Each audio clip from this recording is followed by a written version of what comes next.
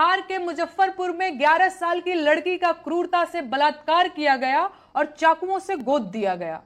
अंतिम सांसें ले रही लड़की की एम्बुलेंस पटना के सबसे बड़े सरकारी हॉस्पिटल पीएमसीएच के बाहर करीब 4 घंटों तक इसलिए खड़ी रही क्योंकि हॉस्पिटल में बेड नहीं था और कल वो लड़की मर गई। ये है बिहार की हकीकत। और आप लोग मुझसे सवाल पूछते हैं कि सरकार से सवाल मैं क्यों करती हूं। मैं सवाल इसलिए करती हूं क्योंकि जिन्हें सवाल करना चाहिए वो लोग सरकार की चापलूसी और दलाली कर रहे हैं। मैं सवाल इसलिए करती हूं क्योंकि मैं बिहार की इस दशा को नहीं देख सकती और मुझे इसमें सुधार चाहिए। मैं सवाल इसलिए करती हूं क्योंकि मुझे प्रेम है अपने बिहार से, लेकिन मैं मूर्ख नहीं हूं। मैं जानती हूं कि बिहार के लोगों के साथ बहुत बड़ी ठगी हुई है और उन्हें अभी भी ठगा जा रहा है। मैं खुद चाहती हूं कि बिहार के लोग बिहार पर गर्व करें, बिहारी होने पर गर्व करें और पूरा देश बिहार और बिहारियों को सम्मान की नजर से देखे। लेकिन जो सच है वो ये है कि बिहार इस वक्त बहुत बुरी हालत में है और इस बात पर बिल्कुल गर्व नहीं किया जा सकता। हर वो आदमी बिहार को ठग रहा है जो बिहार वालों को बिहारी होने पर गर्व करने के लिए कह रहा है। अरे किस बात पर गर्व करना है भाई आपको? बढ़ते अपराधों पर या भयंकर बेरोजगारी पर, गिरते पुलों पर या बर्बाद हो चुकी शिक्षा व्यवस्था पर? किस बात पर? मुजफ्फरपुर की एक लड़की बलात्कार के बाद चाकुओं से गोद डाली गई और उसे इलाज के लिए पटना आना पड़ा। बिहार की कानून व्यवस्था का हाल तो पूरी दुनिया जानती है, पर क्या यह सवाल नहीं पूछा जाना चाहिए कि मुजफ्फरपुर में अच्छा अस्पताल क्यों नहीं है? बच्ची का इलाज वही क्यों नहीं हो पाया? कौन पूछेगा यह सवाल?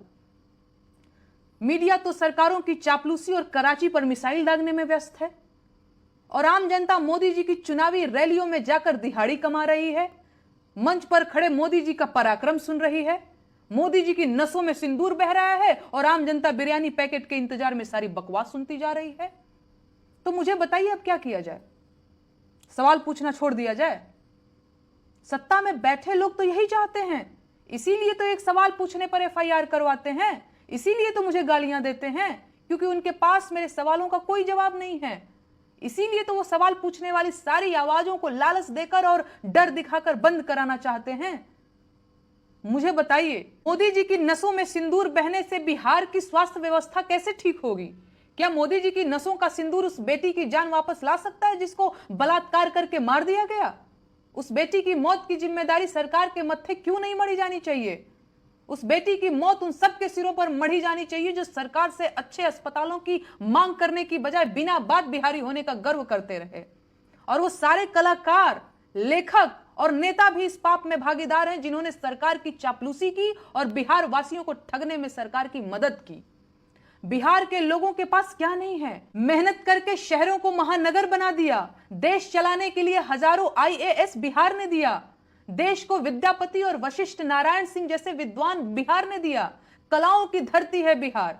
लेकिन हम इस सच से भी मुंह नहीं मोड़ सकते कि इस वक्त बिहार अपने सबसे बुरे दौर में है और सरकार बिल्कुल नहीं चाहती कि आम बिहार वासी इस मुद्दे पर बात करे।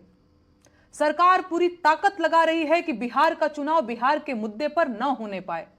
पहलगाम हमला सरकार की नाकामी थी, लेकिन सरकार उसे भी चुनाव में भुनाना चाहती है।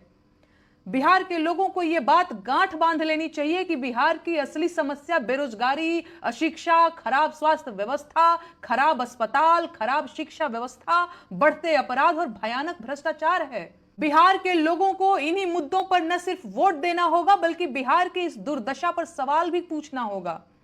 और उन लोगों से बिहार वासियों को बेहद सतर्क हो जाने की जरूरत है जो बिहार के लोगों को फर्जी गर्व करने के लिए कहते हैं। ये लोग आपके दुश्मन हैं। ये लोग सरकार के एजेंट हैं जो बिहार की दुर्दशा से बिहार के लोगों का ध्यान भटकाना चाहते हैं। सबसे पहले बिहार को गर्व करने लायक बनाइए, खराब चीजों को ठीक कीजिए, उसके बाद ऐसा गर्व कीजिए कि पूरी दुनिया देखती रह जाए। तो मेरे साथ एक बार जोर से बोलिए, जय जय भारत, जय बिहार।